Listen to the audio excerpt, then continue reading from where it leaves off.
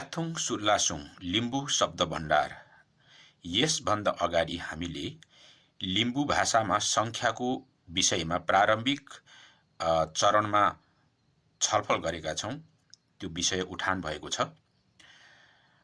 आज म त्यो संख्याको अन्त्यमा लेङ प्रत्यय लगाउँदा पल्ट, खेप, पटक भन्ने हुन्छ नि फ्रिक्वेन्सी, जस्तो कति पटक, कति खेप भन्ने, यही विषयमा आज छलफल हुनेछ, चर्चा हुनेछ।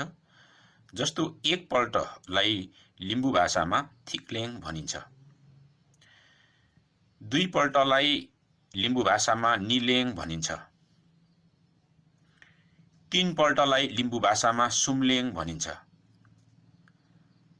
चार पटकलाई लिम्बू भाषामा लिलेङ भनिन्छ र पाँच पटकलाई लिम्बू भाषामा गालेङ भनिन्छ।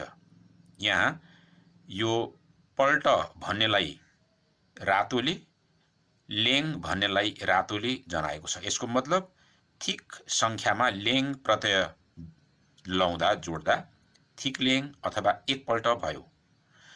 त्यसैगरी अरु संख्याहरूको पनि लेङ लगाएर यसको फ्रिक्वेन्सी जनाउने, पल्ट खेप जनाउने बनाउन सकिन्छ। याथुङ सुल्लासुङ